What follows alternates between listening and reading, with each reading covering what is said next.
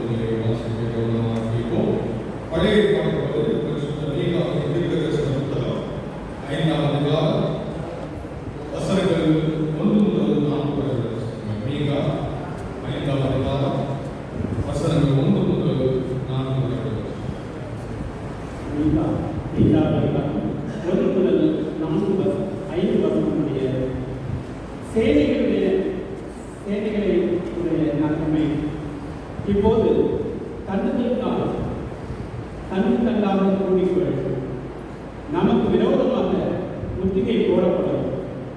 இஸ்ரவேலுடைய நியாயாதிபதி கோலினால் கன்னத்திலே அடிப்பார்கள். எப்பிராத்தா எனப்பட்ட பெத்லகேமே, நீ யூதேயாவில் உள்ள ஆயிரங்களுக்குள்ளே சிறியதாயிருந்தும் இஸ்ரவேலை ஆளப்போகிறவர் உன்னிடத்திலிருந்து புறப்பட்டு என்னிடத்தில் வருவார். அவருடைய புறப்பட அந்நான்கு நாட்களாகிய பூர்வத்தினுடையது. ஆனாலும் பிரசவிக்கிற மட்டும் அவர்களை ஒப்புக் கொடுப்பார். அப்பொழுது அவருடைய சகோதரரில் மீதியானவர்கள் இஸ்ரவேல் புத்திரரோடு கூட திரும்புவார்கள். அவர் நின்று கொண்டு கர்த்தருடைய பலத்தோடும் தம்முடைய தேவனாகிய கர்த்தருடைய நாமத்தில் மகத்துவத்தோடும் மேய்ப்பார். ஆகையால் அவர்கள் நிலைத்திருப்பார்கள். அவர் இனி பூமியின் எல்லைகள் பரியந்தமும் மகிமைப்படுவார். இவரே சமாதானக்காரர். அசீரியன் நம்முடைய தேசத்திலே வரும்போதும் நம்முடைய அரண்மனைகளை மிதிக்கும் போதும் 7 மெய்ப்பரையும் மனுஷரில் 8 அதிபதிகளையும் அவனுக்கு விரோதமாக நிறுத்துவேன் என்பது.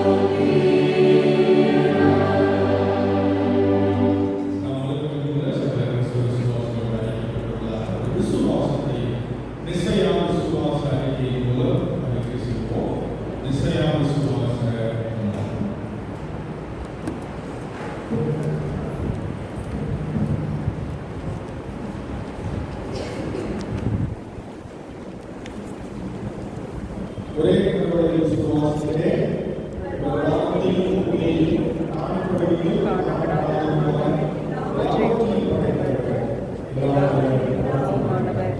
ஒரே கடவுளாகிய இயேசு கிறிஸ்துவை விசுவாசிக்கிறேன்.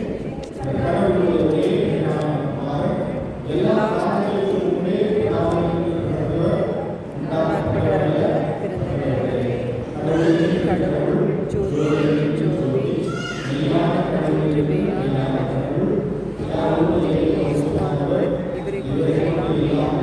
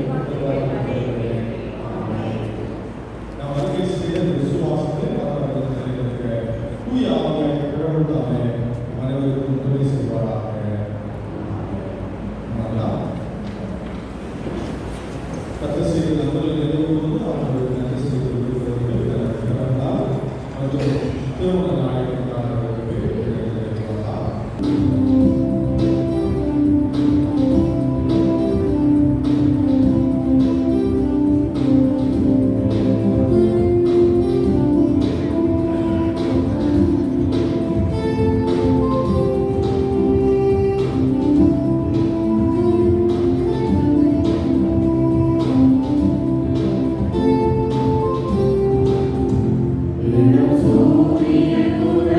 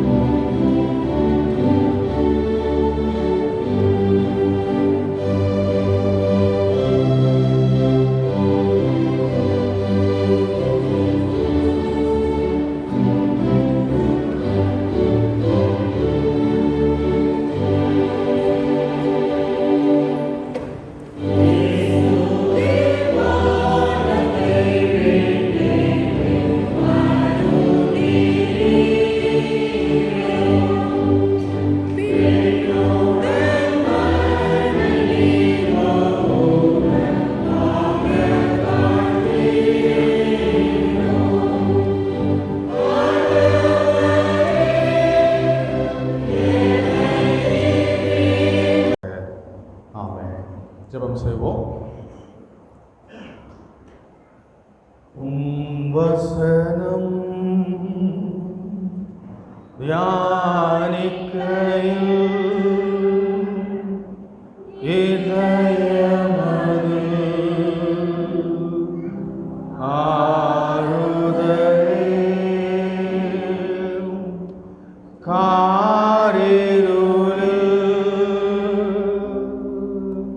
நடக்கையிலே தீபமாக வழி நடத்தும் காரிருளில் நடக்கையிலே தீபமாக வழி நடத்தும் திருக்கரத்தால் தாங்கி என்னை திருசித்தம் போல் நடத்திடுவே. கோயவர்க்கையில் கழிவண்ணா அருளினம் நீ வளைந்தேனுமே. பரிசுத்த பிதாவே, உம்முடைய வசனத்தை தியானிக்கும் போது எங்களுடைய ஆவிக்குரிய மனக்கண்களை திறந்தருளும். பரிசுத்த ஆவியானவர் எங்களுக்கு உதவி செய்யும்படியாக நாங்கள் ஜெபிக்கிறோம். இயேசு கிறிஸ்துவின் நாமத்தில் ஜெபிக்கிறோம் நல்ல பிதாவே, ஆமென். யாவருக்கும் இயேசு கிறிஸ்துவின் நாமத்தில் கிறிஸ்து பிறந்த வாழ்த்துக்களை தெரிவிக்கிறேன். நாளில் நம்மோடு கூட ஆராதனைகளை கலந்து கொள்ளும்படியாக அநேகர் பல ஊர்களில் இருந்து வந்திருக்கிறீர்கள். உங்கள் யாவரையும் ஆரோக்கியநாதர் ஆலயத்தின் சார்பாக வரவேற்கிறோம். கர்த்தர் உங்களை ஆசீர்வதிப்பாராக. இந்த நாளில் தியானிக்கும்படியாக நமக்கு கொடுக்கப்பட்ட வேத பகுதி இது பரிசுத்த யோவான் எழுதின பொதுவான நிருபம், முதலாவது நிருபம், முதலாவது அதிகாரம், வசனங்கள் 1 முதல் 4 வரை உள்ள வசனங்கள். 1 யோவான் 1ஆம் அதிகாரம், வசனங்கள் 1 முதல் 4 வரை உள்ள வசனங்கள். 325வது பக்கம் புதிய ஏற்பாட்டில் 325வது பக்கம். ஆதி முதல் இருந்ததும் நாங்கள் கேட்டதும் எங்கள் கண்களினாலே கண்டதும் நாங்கள் நோக்கி பார்த்ததும் எங்கள் கைகளினாலே தொட்டதுமாயிருக்கிற ஜீவ வார்த்தையை குறித்து உங்களுக்கு அறிவிக்கிறோம். அந்த ஜீவன் வெளிப்பட்டது, பிதாவின் இடத்தில் இருந்ததும் எங்களுக்கு வெளிப்பட்டதுமான நித்தியமாயிருக்கிற அந்த ஜீவனை நாங்கள் கண்டு அதை குறித்து சாட்சி கொடுத்து அதை உங்களுக்கு அறிவிக்கிறோம். நீங்களும் எங்களோட ஐக்கியமுள்ளவர்களாகும்படி நாங்கள் கண்டும் கேட்டும் இருக்கிறதை உங்களுக்கும் அறிவிக்கிறோம். எங்களுடைய ஐக்கியம் பிதாவோடும் அவருடைய குமாரனாகிய இயேசு கிறிஸ்துவோடும் இருக்கிறது. உங்கள் சந்தோஷம் நிறைவாயிருக்கும்படி இவைகளை உங்களுக்கு எழுதுகிறோம். கிறிஸ்துவுக்கு பிரியமானவர்களே, இந்த வேத பகுதியில் அப்போஸ்தலனாகிய யோவான் ஜீவ வார்த்தையை குறித்து இங்கே அவர் பேசுகிறார். இந்த ஜீவ வார்த்தை 3 நிலைகளில் அவர் சொல்லுகிறார். ஜீவ வார்த்தை, முதலாவது இந்த ஜீவ வார்த்தையை பற்றி அவர் சொல்லுகிற ஒரு காரியம், அது நித்தியமான ஜீவ வார்த்தை, ஆதி முதல் இருந்தது.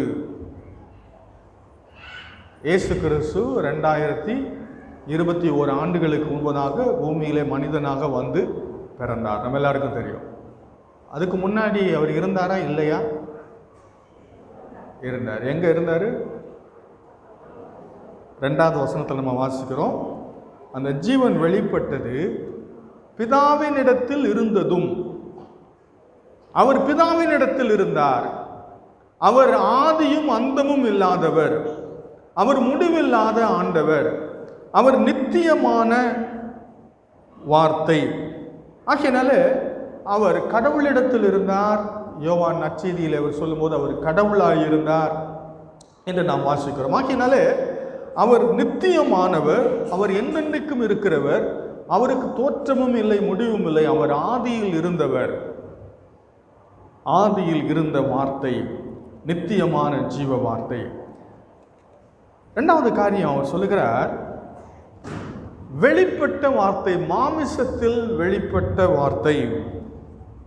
இரண்டாவது வசனத்தை சொல்றாரு, அந்த ஜீவன் வெளிப்பட்டது. முதலாவது வசனத்தில் அவர் சொல்லுகிறார், நாங்கள் கேட்டதும் எங்கள் கண்களினாலே கண்டதும் நாங்கள் நோக்கி பார்த்ததும் எங்கள் கைகளினாலே தொட்டதுமாயிருக்கிற ஜீவ வார்த்தை.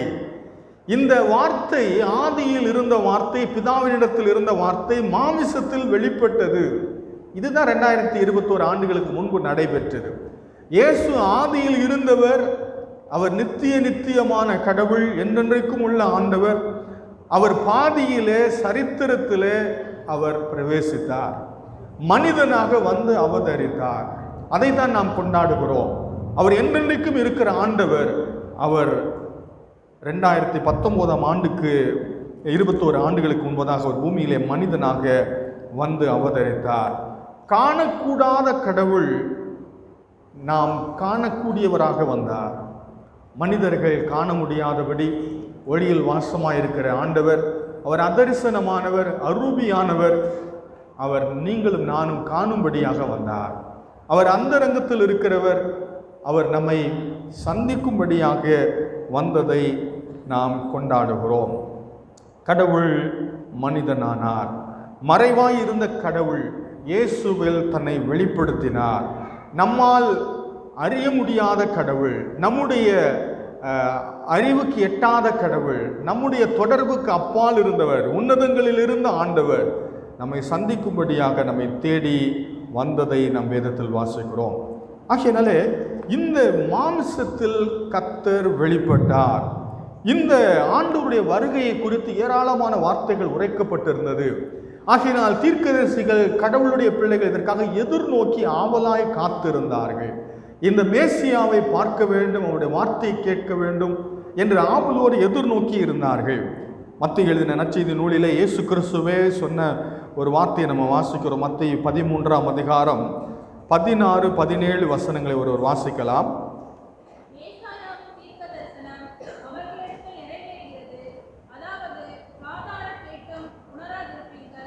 16, 17.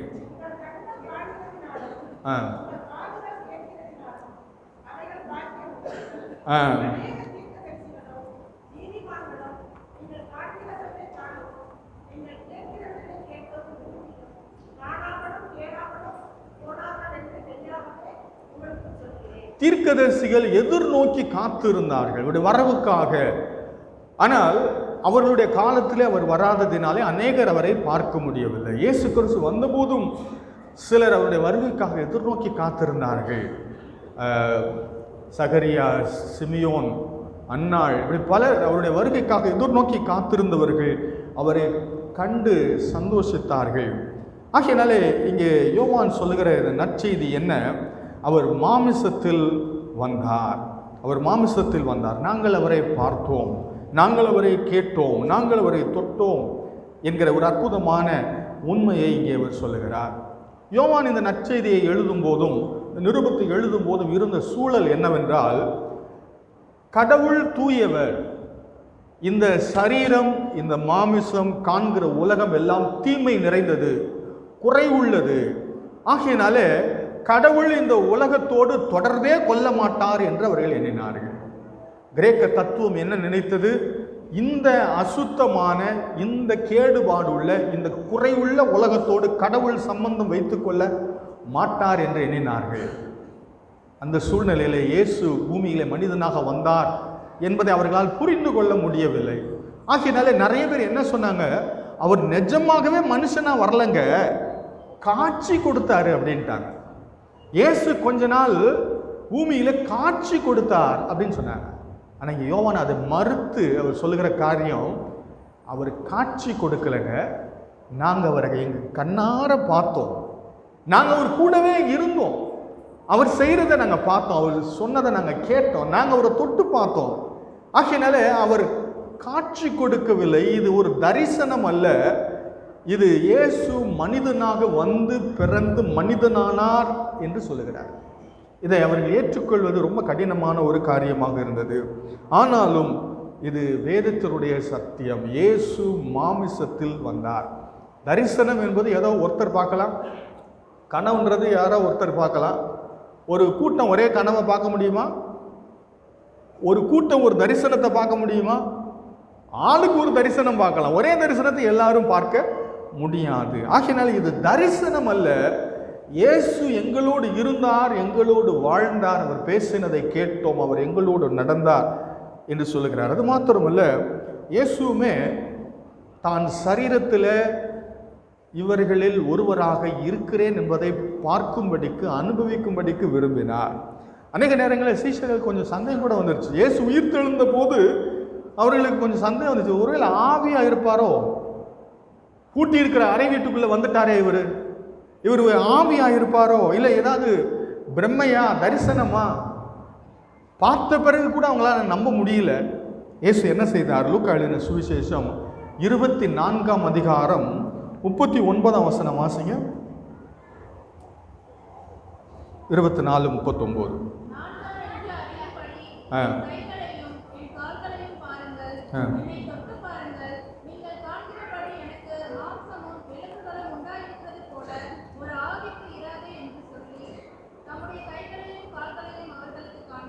கவனிச்சிங்களா? நான் ஆவி இல்லைப்பா, ஒரு ஆவிக்கு இப்படி எலும்பும் மாமிசமும் இருக்குமா? என் கையை தொட்டு பாருங்க என்று சொல்லி தம்முடைய காயங்களை காண்பித்து அவர் உயிர் தெழுந்த பிறகும் அவர் மாமிசத்தில் இருக்கிறதை அவர்களுக்கு காண்பித்தார். அதனால ஏதோ ஆண்டவர் ஒரு குறிப்பிட்ட டைமுக்கு மனுஷனாகி அப்புறம் இந்த மனிதத்துவத்தை தூக்கி போட்டுடல. இன்றைக்கு பிதாவின் வலது பார்சத்தில் நம்ம பிரதிநிதியாக தான் அவர் அங்கே உட்கார்ந்துருக்காரு. அவர் கடவுள் மட்டுமல்ல, அவர் மனிதனும் கூட. கடவுள் மனிதனானார். இது டெம்பரவரி அரேஞ்ச்மெண்ட் இல்லை, அவர் என்னென்றைக்கும் மனிதர்களுடைய பிரதிநிதியாக தேவனுடைய சமூகத்தில் அமர்ந்திருக்கு. இது ஏங்க ரொம்ப முக்கியத்துவம் வாய்ந்தது அப்படின்னா, அவர் கடவுள் மட்டுமல்ல, அவர் கடவுள் மனிதனாக வந்தது. இது ஏன் ரொம்ப முக்கியத்துவம் வாய்ந்தது? கடவுளையும் மனிதனையும் இணைக்கிற பாலமாக அவர் இருக்க வேண்டுமானால் அவருக்கு வேண்டிய குவாலிஃபிகேஷன், அவர் கடவுளாகவும் இருக்கணும், மனுஷனாகவும் இருக்கணும். அப்போ தான் கடவுளையும் மனிதனையும் அவர் இணைக்க முடியும். பழைய ஏற்பாட்டில் நம்ம எல்லாத்துக்கும் தெரிஞ்ச ஒரு சம்பவம். யாக்கோபு ஒரு சொப்பனம் கண்டான். பெத்தேலில் ஒரு கல்லை எடுத்து வச்சு படுத்துக்கிட்டான். அவன் கண்ட சொப்பனத்தில் என்ன காணப்பட்டது? ஒரு ஏணி, பூமிக்கும் வானத்துக்கும் ஒரு ஏணி வைக்கப்பட்டிருந்தது. ஏணியினுடைய ஒரு முனை எங்கே இருந்துச்சு? பூமியில் இருந்துச்சு. இன்னொரு முனை வானத்தில் இருந்துச்சு. என்ன நடந்துச்சு அங்கே? தேவ தூதர்கள் அந்த ஏணியில் ஏறுறாங்க, இறங்குறாங்க. பூமியையும் வானத்தையும் இந்த ஏணி கனெக்ட் பண்ணுது. வானத்தின் வாசல் இது. பூமியையும் வானத்தையும் இணைக்கிற ஒரு பாலமாக இந்த ஒரு ஏணியை பார்த்தாரு. யார் இந்த ஏணி? இந்த ஏணி எதை பற்றி சொல்லுகிறது? யோவான் எழுதின சுவிசேஷம் 1ஆம் அதிகாரம் 51வது வசனம் வாசிங்க. யோவான் 1:51.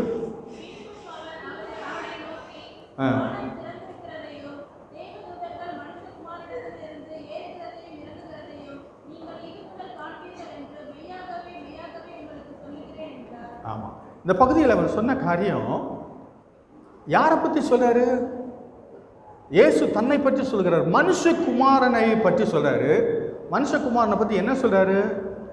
அந்த ஏணி யாரும் இல்லைப்பா, இயேசு தான் அந்த ஏணின்னு சொல்றாரு.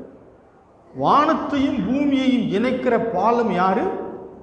இயேசு கிறிஸ்து தான். அவர் மூலமாக தான் ஜெபங்கள் ஏறெடுக்கப்படும். தேவதூதர்கள் எங்கே பண்ணுறாங்க? இங்கே இருந்து விண்ணப்பங்களை கொண்டு போகிறாங்க, அங்கேருந்து பதிலையும் ஆசீர்வாதத்தையும் கொண்டு வராங்க. இதுக்கு வழி எது? ஒரு ஏணி. அந்த ஏணி யாரு? இயேசு கிறிஸ்து தான். கடவுளால் ஏற்படுத்தப்பட்ட ஒரே மத்தியஸ்தர். அவர் கடவுளாகவும் இருக்கிறதுனாலே, மனிதனாகவும் இருக்கிறதுனாலே கடவுளையும் மனிதனையும் இணைக்கிறார். பரலோகத்திற்கும் பூலோகத்திற்கும் பாலமாக அமைந்திருக்கிறார். அதனால தான் இயேசு கிறிஸ்து சொன்னார், நானே வழியும் சத்தியமும் ஜீவனுமாய் இருக்கிறேன், என்னாலே அல்லாமல் ஒருவனும் பிதாவினிடத்தில் வரான். வேற ஒரு ஏணி இல்லை, இது ஒரே ஒரு ஏணி தான் உண்டு. பூலோகத்தையும் பரலோகத்தையும் இணைக்கிற ஒரே ஒரு ஏணி தான் இது. வேற யார் வழியாகவும் பரலோகத்துக்கு போக முடியாது. பிதாவினிடத்திற்கு போறதுக்கு எத்தனை வழி இருக்கு? ஒரே வழி இருக்கு. இயேசு சொன்னார், நானே அந்த வழி, என்னை அல்லாமல் யாரும் பிதாவினிடத்துல போகவே முடியாதுன்னு சொன்னார். ஆகையினால இயேசு கிறிஸ்து மனிதனை கடவுளோடு இணைப்பதற்காக அவர் மனிதனாக வந்தார். ஆகையினால அவர் கடவுளை நமக்கு இணைக்கிறார், நம்மை கடவுளோடு இணைக்கிறார், இணைக்கும்படியாக அவர் வந்தார். ரெண்டாவது காரியம் நம்ம பகுதியில் கவனிக்கிற விஷயம் என்னன்னா, இது ஏதோ ஒரு தொடர்பு மட்டுமல்ல, ஒரு உறவை ஏற்படுத்தும்படியாக அவர் வந்தார். கலாத்தியர் 4ஆம் அதிகாரம் 4ஆம் வசனம் 5ஆம் வசனம் வாசிக்கலாம்.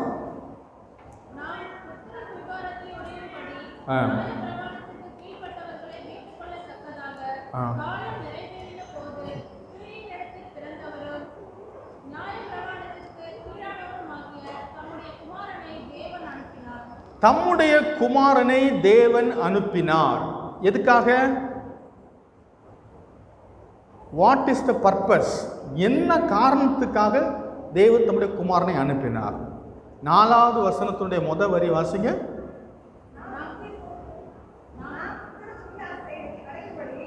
நாம் புத்திர சுவிகாரத்தை அடையும்படி. நம்ம எல்லாம் ஆண்டவருடைய பிள்ளைகள் ஆகணும் அப்படின்னா அவர் பூமிக்கு வரணும். இயேசு பூமிக்கு வந்ததுனால என்ன நடந்துச்சு? நம்ம எல்லாரையும் அவருடைய பிள்ளைகள் ஆக்கி கொள்ளுகிறார். யோவான் 1:12 நம்ம எல்லாருக்கும் தெரியும். அவருடைய நாமத்தின் மேல் விசுவாசம் உள்ளவராய் அவர் ஏற்றுக்கொண்டவர்கள் எத்தனை பேர்களோ அத்தனை பேர்களும் அவருடைய பிள்ளைகள் ஆகும்படிக்கு அதிகாரம் கொடுத்தார். நீங்களும் நானும் ஆண்டவருடைய பிள்ளை ஆகணுன்றதுக்காக தான் அவர் பூமிக்கு வந்தார். ஏசாமி பூமிக்கு வந்தது டிசம்பர் 25ஆம் தேதி. நம்ம எல்லாரும் பிரியாணி சாப்பிடணுன்றதுக்காக வரல, அதுக்கு வந்தார் ஏசாமி.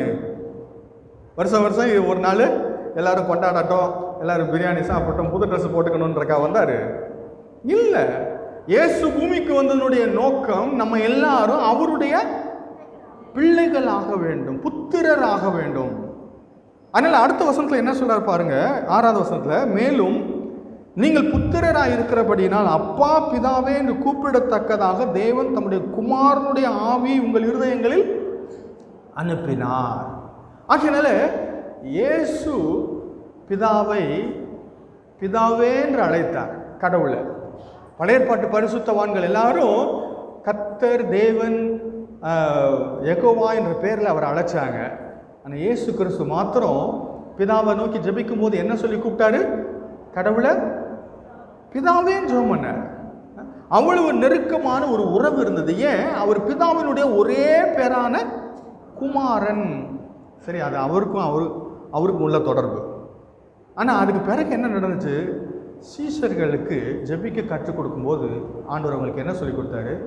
நீங்கள்லாம் எப்படி ஜெபம் பண்ணணும் அப்படின்னு சொல்லித்தராரு. பரமண்டலங்களில் இருக்கிற எங்கள், அவருக்கு மட்டும் இல்லை அவர் பிதா, நமக்கும் அவர் பிதா. எப்படி நமக்கு அவர் பிதாவானாரு? அவர் வந்ததுனால, நம்ம அவர் மேலே வைத்த விசுவாசத்தினால நம்மை பிள்ளைகள் ஆக்கி கொண்டார். ஒரு தொடர்பு மட்டும் ஏற்படலை, ஒரு உறவே ஏற்பட்டது.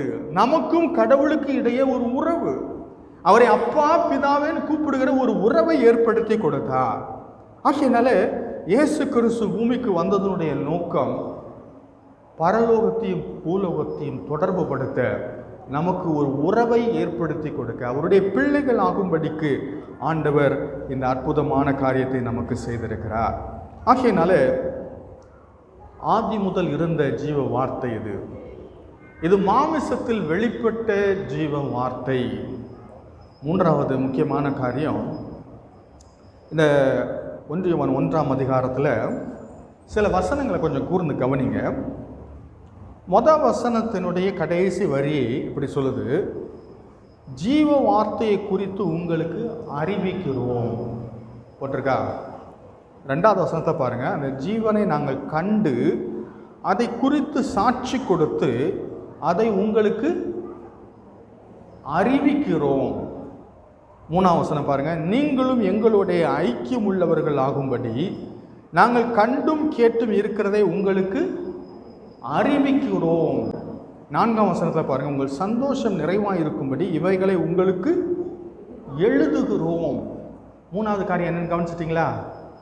ஆதியில் இருந்த ஜீவ வார்த்தை இது, மாமிசத்தில் வெளிப்பட்ட ஜீவ வார்த்தை, அறிவிக்கப்பட்ட எழுதப்பட்ட ஜீவ வார்த்தை. எத்தனை பேர் இயேசுவை நேராக பார்த்துருக்கீங்க? நம்ம யாரும் பார்க்கல. நம்ம யாரும் பார்க்க வேண்டிய அவசியமும் இல்லை. அவர் மாமிசத்தில் வெளிப்பட்டார். அப்ப அநேகர் அவரை பார்த்தாங்க. அப்போஸ்தலர்கள் அவர் மாமிசத்தில் வந்ததற்கான சாட்சிகள், அவங்க ஐ விட்னஸ், எங்க கண்ணால பார்த்தோம், எங்க காதால கேட்டோம், நாங்கள் தொட்டு பார்த்தோம் அப்படின்னு அவங்க சொல்ற சாட்சியை நம்ம கேட்டோம். மத்தேயு, மார்க்கு, லூக்கா, யோவான் இவங்க எல்லாரும் இயேசு கிறிஸ்து என்ன சொன்னார், என்ன செய்தார் என்று எழுதி வச்சிருக்கிறாங்க. ஆகையினால இந்த ஜீவ வார்த்தை இப்பொழுது நமக்கு எப்படி கிடைக்கிறது? எழுதப்பட்டிருக்கிற வார்த்தை, அறிவிக்கப்படுகிற வார்த்தை. இந்த வார்த்தை நம்முடைய கைகளில் இருக்கிறது. இயேசுவை பார்க்கணும்னு நீங்க என்ன செய்யணும்? வேத புத்தகத்தை திறக்கணும். சீஷர்களுக்கு ரொம்ப ஆசை. ஒரு நாள் பிலிப்பு இயேசுவை கூப்பிட்டு சொன்னார், ஆண்டவரே, ரொம்ப முக்கியமான ஒரு ஆசை ஆண்டவரே எங்களுக்கு. என்னப்பா? இந்த பிதாவை கொஞ்சம் காட்டுங்க அப்படின்னாரு. என்ன நினச்சிருப்பாரு பிலிப்பு? சரி வாப்பா, எத்தனை பேர் பார்க்கணும்? வாங்க எல்லாரும் வாங்க அப்படின்னு எங்கேயாவது மலைக்கு கூட்டிகிட்டு போய் எல்லாம் கண்ணை மூடணுன்னா அப்படி ஒரு தரிசனம் வரும், கொடுப்பாருன்னு நினச்சிக்கிட்டு பிலிப்பு சொன்னான். ஆனால் இயேசு என்ன சொன்னார் தெரியுமா அவனுக்கு? யோவான் எழுதின நற்செய்தி நூல் 14ஆம் அதிகாரத்தில் இந்த கேள்வியை கேட்ட பிலிப்புவுக்கு என்ன பதில் சொல்றாரு பாருங்க. 14ஆம் அதிகாரம் 8வது வசனத்திலிருந்து வாசிங்க.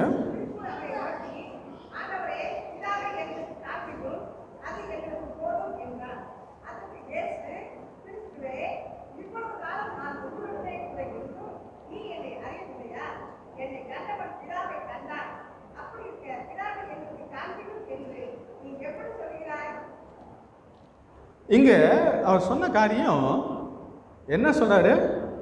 பிதாவை எங்களுக்கு காண்பியும்னு சொன்ன பிலிப்புக்கு இயேசு என்ன சொல்றாரு? என்னைய பார்த்தா பிதாவை பார்த்த மாதிரி. நீ பிதாவை வேற எங்கேயும் தேட வேண்டாம், என்னைய பார்த்தா போதும் பிதாவை. உடனே பிலிப்பு என்ன செஞ்சிருப்பாரு நீங்க நினைக்கிறீங்க? கூர்ந்து முகத்தை பார்த்துருப்பாரு. இல்லை முடிஞ்ச ஒரு படம் கூட வரைஞ்சிடலான்னு யோசிச்சிருப்பாரு. ஆனால் அதுக்கும் இயேசு ஒரு விளக்கம் கொடுக்குறாரு. அடுத்த வசனத்தில் வாசிங்க.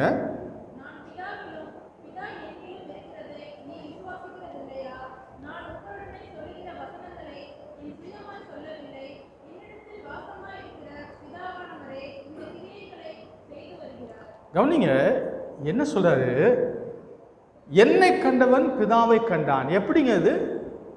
என்னுடைய வார்த்தைகள் பிதாவினுடைய வார்த்தைகள், என்னுடைய செயல்கள், என்னுடைய கிரியைகள் பிதாவினுடையது. என் செயலின் வழியாக, என்னுடைய வார்த்தையின் வழியாக பிதாவை நீ அறிந்து கொள்ளலாம் அப்படின்னு சொல்ற. ரொம்ப முக்கியமான ஒரு காரியம். ஒரு படம் ஒன்று காமிக்கிறேன்னு வச்சுக்கங்களேன். ஒரு நபருடைய ஃபோட்டோவை உங்களுக்கு காமிக்கிறேன். இவரை பற்றி உங்களுக்கு என்ன தெரியும்னு நான் கேட்டேன்னா நீங்கள் என்ன சொல்லுவீங்க? அவர் சிகப்பாக இருக்கிறாரு, அவருக்கு நல்ல கருகருன்னு முடி இருக்குது, அவருக்கு நல்ல மூக்கு பெருசாக இருக்குது, இதுதான் உங்களால் சொல்ல முடியும். இல்லை, அந்த படத்தை பார்த்து இவர் எப்படிப்பட்டவர்னு சொல்ல முடியுமா நீங்கள்? ஐயோ எவ்வளவு நல்லவர்னு சொல்ல முடியுமா? ரயில்வே ஸ்டேஷனில் நிறைய நேரத்தில் திருடர்கள் ஜாக்கிரதைன்னு போட்டு கீழே படம் போட்டிருக்கும், பார்த்துருக்கீங்களா? இந்த படத்தை பார்த்தா யாராவது இவங்க திருடன்னு சொல்ல முடியுமா? ரொம்ப டிப்டாப்பாக இருப்பாங்க, ரொம்ப நீட்டாக இருப்பாங்கல்ல. அப்போ ஒரு ஆளை வச்சு அவர் எப்படிப்பட்டவர்னு சொல்றதுக்கு முகத்தோற்றம் தேவையில்லை. அவர் எப்படிப்பட்டவர் என்பதை நான் அறிந்து கொள்ள வேண்டுமானால் அவருடைய வார்த்தையும் அவருடைய செயலையும் பார்க்க வேண்டும். பிதா எப்படிப்பட்டவருங்க? இயேசுனுடைய வார்த்தையை பாருங்க, கேளுங்க, அவருடைய செயலை பார்த்தாதான் பிதாவை நாம் அறிந்து கொள்ள முடியும். ரொம்ப முக்கியமான காரியம். இதை காண்பிக்கும்படியாக தான் இயேசு கிறிஸ்து பூமிக்கு வந்தார். வேத புத்தகம் தெளிவாக சொல்லுகிறது, பிதாவை ஒருவனும் ஒரு காலும் கண்டதில்லை. பிதாவின் மடியில் இருக்கிற ஒரே பேரான குமாரனே அவரை நமக்கு வெளிப்படுத்தினார். ஆகினால இயேசுவில் பிதாவை நாம் காண முடியும். கடவுள் எப்படிப்பட்டவர் என்று அறிந்து கொள்ளணுமா? 40 நாள் உபவாசம் இருந்து நீங்கள் மலையில் போய் தரிசனத்திற்காக காத்திருக்க வேண்டாம். வேத புத்தகத்தை திறந்து ஜெபத்தோடு வாசிக்க ஆரம்பிப்பீர்களானால் பிதாவாகிய கடவுளை நீங்கள் அறிந்து கொள்ளலாம். ஆகையினால இது ஏங்க முக்கியம்? அறிவிக்கப்பட்ட வார்த்தை, எழுதப்பட்ட வார்த்தையை விசுவாசிக்கும் போது நாம் இந்த ஜீவனை நம்ம பெற்றுக்கொள்ளும். ஜீவ வார்த்தை உள்ள வந்துடுது. யோவான் எழுதின நற்செய்தி நூல் 20ஆம் அதிகாரம் 31ஆம் வசனம் வாசிங்க.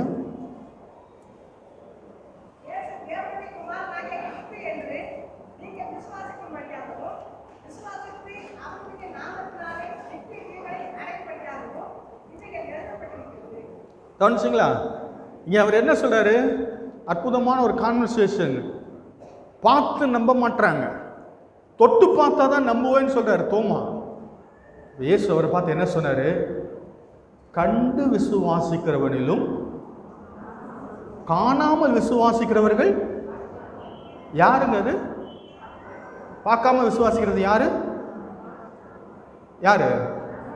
நம்ம தான். நம்ம பார்த்து விசுவாசிக்கலாம், மேல பார்க்காம விசுவாசிக்கிறோம். ஆனால் எதை நம்ம விசுவாசிக்கிறோம்? இயேசுவை பற்றி எப்படி நமக்கு தெரியும்? அப்போஸ்தலர்களுடைய சாட்சி எழுதப்பட்டிருக்கிறது. ஆனால் அந்த வசனத்தில் கடைசி வார்த்தை ரொம்ப முக்கியம். நீங்கள் கிறிஸ்துவை விசுவாசிக்கணும். இயேசு தேவனுடைய குமாரனாகிய கிறிஸ்து என்று நீங்கள் விசுவாசிக்கும்படியாகவும், விசுவாசித்து அவருடைய நாமத்தினாலே நித்திய ஜீவனை அடையும்படியாகவும் இவைகள் எழுதப்பட்டிருக்கிறது. கவனிச்சிங்களா? விசுவாசம் எப்படி வரும்? இயேசுவின் மேலே எழுதப்பட்டிருக்கிற வார்த்தையின் மேல் நான் விசுவாசம் வைக்கும் பொழுது நான் நித்திய ஜீவனை பெறுகிறேன். இயேசுவை அறிந்து நான் நித்திய ஜீவனை பெறுகிறேன். ஆகையினாலே கிறிஸ்துவுக்குள் பிரியமானவர்களே, நாளிலே ஆண்டவர் நமக்கு கொடுக்கிற அற்புதமான ஒரு காரியம், ஆதியில் இருந்த வார்த்தை மாம்சத்தில் வெளிப்பட்ட வார்த்தை, இப்பொழுது இந்த வார்த்தை எழுதப்பட்ட வார்த்தை, அறிவிக்கப்படுகிற வார்த்தை. நீங்களும் நானும் இந்த இயேசுவை சந்திக்கலாம். அவர் 2019 வருஷத்துக்கு முன்னாடி வந்துட்டு போயிட்டாருங்க, இனி அவரை பார்க்க முடியாதுங்கன்னு நீங்கள் ஆதங்கப்பட வேண்டிய அவசியம் இல்லை. வேத வசனத்தில் நீங்கள் அவரை பார்க்கலாம். எழுதப்பட்டிருக்கிற வார்த்தை, அறிவிக்கப்பட்டிருக்கிற வார்த்தையாக அவர் நம்முடைய கரங்களில் இருக்கிறார். இயேசு எதையெல்லாம் செய்தாரோ அதையெல்லாம் அவருடைய வார்த்தை செய்யும். இயேசு என்ன செய்தார்? சுகமாக்கினார். இப்படிதானே? 107ஆம் சங்கீதம் 20ஆம் வசனத்தை வாசிங்க. அவர் தம்முடைய வார்த்தையை அனுப்பி அவர்களை குணமாக்கினார். வசனம் குணமாக்குமாங்க? குணமாக்குமா? குணமாக்கும். நான் சொன்ன வார்த்தை ஆவியாயும் ஜீவனாயும் இருக்கிறது. இது ஜீவ வார்த்தை. இந்த வார்த்தையில் கடவுளுடைய ஜீவன் இருக்கிறது. இந்த ஜீவனை நீங்களும் நானும் பெற்றுக்கொள்ள முடியும். கடவுள் என்னவெல்லாம் இயேசு பூமியில் நடமாடின போது செய்தாரோ அதையெல்லாம் அவருடைய வார்த்தை செய்யும். இயேசு சீஷர்களை கழுவினார், தூய்மையாக்கினார். இன்னைக்கு வேத வசனத்தினாலே ஆண்டவர் அதே காரியத்தை நமக்கு செய்கிறார். உடைய வசனத்தினாலே அவர்களை பரிசுத்தமாக்கும். உடைய வசனமே சத்தியம். ஆகையால் இயேசு சொன்னார், நானே வழி. ஆண்டவருடைய வார்த்தை நம்முடைய கால்களுக்கு வெளிச்சமாக இருக்கிறது, பாதைக்கு தீபமாக இருக்கிறது. ஆண்டவருடைய வார்த்தை ஜீவனுடையது. ஆண்டவருடைய வார்த்தை நம்மை சத்தியமாக இருக்கிறது. ஆண்டவருடைய வார்த்தை வழி நடத்தக்கூடியது. எதையெல்லாம் இயேசு செய்தாரோ அதையெல்லாம் இன்றைக்கு அவருடைய வார்த்தையின் வழியாக அவரே நமக்கு செய்கிறார். ஆகினாலே கடவுளுடைய வார்த்தை எழுதப்பட்டிருக்கிற வார்த்தை, ஜீவனுள்ள வார்த்தை, இது அறிவிக்கப்படுகிற வார்த்தை. இந்த வார்த்தை நமக்குள்ளாக ஐக்கியத்தை கொண்டு வருகிறது. அதை தான் இங்கே 3ஆம் வசனத்தில் சொல்கிறாரு. அந்த 3ஆம் வசனத்தை வாசிக்கிறேன். நீங்களும் எங்களோட ஐக்கியம் உள்ளவர்களாகும்படி நாங்கள் கண்டும் கேட்டும் இருக்கிறதை உங்களுக்கு அறிவிக்கிறோம். எங்களுடைய ஐக்கியம் பிதாவோடும் அவருடைய குமாரனாகிய கிறிஸ்துவோடும் இருக்கிறது. கவனிச்சிங்களா? கடைசி காரியம் அதில் கவனிக்கிறது என்னென்னா, இந்த வார்த்தை இயேசுவானவர் பிதாவோடு கூட நம்மை ஐக்கியப்படுத்துகிறார், இணைக்கிறார். அது மட்டுமல்ல, இங்கே உட்கார்ந்திருக்கிற ஒவ்வொருவரோடும் நம்மை ஐக்கியப்படுத்துகிறார். எப்படிங்க? அவருடைய எழுதப்பட்டிருக்கிற வார்த்தைகளை விசுவாசம் வைக்கிற ஒவ்வொருவரும் அவருடைய பிள்ளைகள் ஆக்கப்படுகிறோம். நான் ஆண்டவருடைய பிள்ளை. இந்த விசுவாசிக்கிற ஒவ்வொருவரும் ஆண்டவருடைய பிள்ளை. ஒருவேளை அவங்களை எனக்கு தனிப்பட்ட விதத்தில் தெரியாமல் இருக்கலாம். ஆனால் நம்ம எல்லாரும் யாரு? ஆண்டவருடைய பிள்ளைகள். நம்ம எல்லாரும் அவரை என்னன்னு சொல்லி கூப்பிடுறோம்? அப்பா பிதாவேன்னு கூப்பிடுறோம். அப்பா பிதாவேன்னு கூப்பிடுற ஒவ்வொருத்தரும் அவருடைய பிள்ளைங்க. நம்மெல்லாம் யாரு? சகோதர சகோதரிகள். ரொம்ப முக்கியமான ஒரு விஷயம். இந்த ஐக்கியம் இயேசு வந்ததினாலே ஆண்டவர் மனிதனையும் கடவுளையும் மட்டும் இணைக்கவில்லை, மனிதனையும் இணைத்திருக்கிறார். நமக்குள்ளே இருந்த பிரிவினைகள் எல்லாவற்றையும் தகர்த்து ஆண்டவர் நம்மை ஒன்றாக்கி இருக்கிறார், இணைச்சிருக்கிறார். இங்கே மொழி, இனம், ஜாதி, மதம் தான் இது எதுவுமே இங்கே கிடையாது, இருக்கக்கூடாது. இதெல்லாம் ஒரு பாரில் ஒரு டேபிளில் சிலர்லாம் உட்கார்ந்து குடிக்க ஆரம்பித்தாங்க. சம்பந்தமில்லாத ஆட்கள், முன்ன பின்ன தெரியாதவங்க. கொஞ்சம் போதை ஏறின உடனே டேபிளில் உட்கார்ந்துருக்கிற எதிரில் இருக்கிறவர் பார்த்து, மாமா அந்த சிப்ஸை கொஞ்சம் கொடுன்னாரு. எதிரில் உட்காந்துருந்தவர் மாமாவா மாமாவா? இவருக்கு அவருக்கு என்னங்க சம்பந்தம்? பாட்டிலில் இருக்கிறது உள்ளே போன உடனே 2 பேரையும் இணைச்சிருச்சு இல்லை? இவர் குடித்த உடனே அவங்களுக்குள்ள ஒரு பயங்கரமான அந்நியோன்யம் வந்துருச்சு. முன்ன பின்ன தெரியாதவங்கெல்லாம் மாமா மச்சான் ஆயிட்டாங்க. ஆனால் இயேசுவினுடைய பிள்ளையானவங்க மட்டும் ஏன் அப்படி ஆகிறது இல்லை?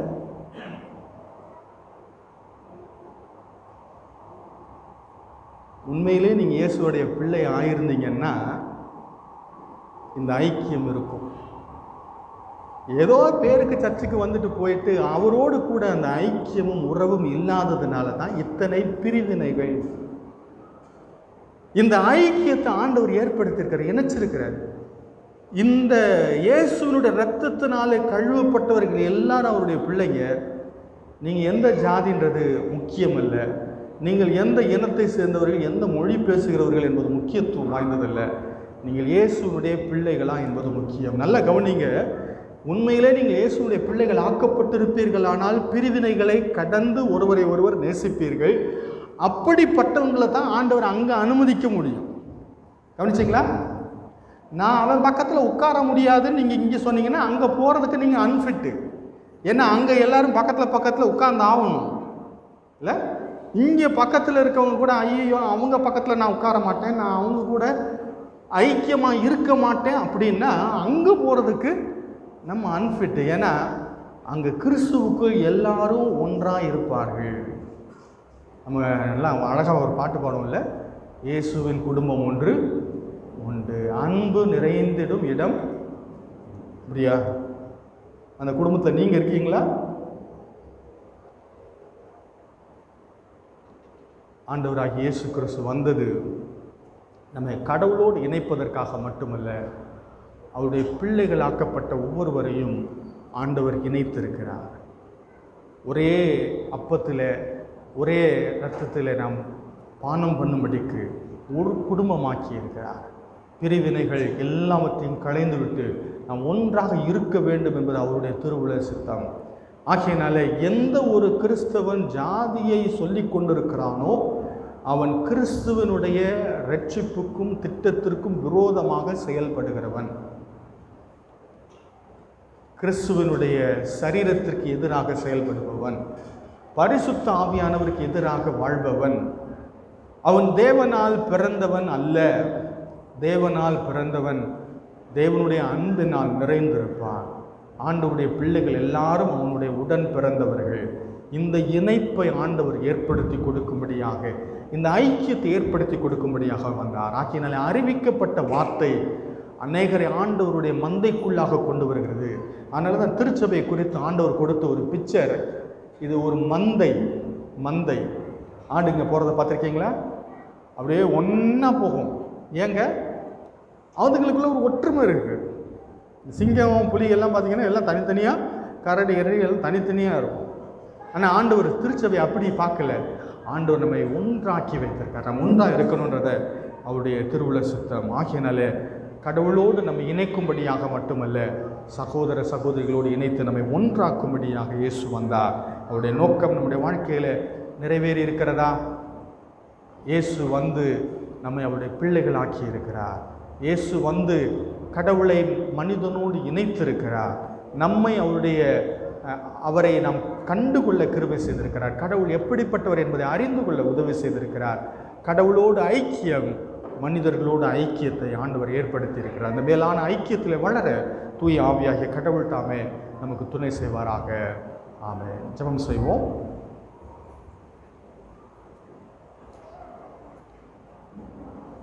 பரிசுத்தமும் கிருபை மன்பும் இல்லை எங்கள் பரலோக தகப்பனே, நன்றியோடு நாங்கள் துதிக்கிறோம், ஸ்தோத்திரிக்கிறோம். ஆண்டவரே, உம்முடைய வேத வசனத்தின் வாயிலாக ஆண்டவரே, உம்மோடு எங்களுக்கு இருக்கிற உறவின் வாயிலாக உண்மை அப்பா பிதாவே என்று கூப்பிடுகிற அற்புதமான சாக்கியத்தை நாங்கள் பெற்றுக்கொள்ள இந்த குமாரனை நீர் எங்களிடத்திற்கு அனுப்பினீர். நன்றி செலுத்துகிறோம். காணக்கூடாத கடவுளை இயேசுவில் நாங்கள் கண்டுகொள்ள நீர் கிருபை செய்தீர். உமக்கு ஸ்தோத்திரம் ஐயா. ஆண்டவரே, நீர் மாமிசமாகி எங்கள் மத்தியில் வந்து வாசமாக இருந்ததற்காக ஸ்தோத்திரம். இன்றைக்கு நீர் எழுதப்பட்ட வார்த்தையாக, அறிவிக்கப்படுகிற வார்த்தையாக, எங்களுடைய கரங்களில் ஆண்டவரே இருக்கிற ஜீவ வார்த்தையாக நீர் இருப்பதற்காக ஸ்தோத்திரம். உடைய வார்த்தையை நேசித்து, விசுவாசித்து, தியானித்து, உமோடு கூட அந்த ஐக்கியத்தில் ஒவ்வொரு நாள் வளர உதவி செய்யுங்க. உடைய சத்தத்தை உடைய வார்த்தைகளை கேட்க கிருபை செய்யுங்க தகப்பனே. உடைய வழி நடத்துதலை உடைய வார்த்தைகளை காண உதவி செய்யுங்க. ஆண்டவரே, உங்களை நோக்கி நாங்கள் ஜெபிக்க அந்த ஐக்கியத்தில் சிறப்பட கிருபை செய்யுங்க. அது மாத்திரமல்ல ஆண்டவரே, எங்கள் அருகாமையில் இருக்கிற சகோதர சகோதரிகள் எல்லாரையும் பாகுபாடின்றி நாங்கள் நேசிக்க, பாகுபாடு வேறுபாடுகள் இன்றி எல்லாவற்றையும் கடந்து உடைய அன்பினால் நிறைந்து நாங்கள் ஒருவரை ஒருவர் நேசிக்க கிருபை தாங்க. துதிக்க அந்த மகிமை எல்லாவற்றும் கேட்டெடுக்கிறோம். இயேசு கிறிஸ்துவின் நாமத்தில் ஜெபிக்கிறோம் நல்ல பிதாவே. ஆமென்.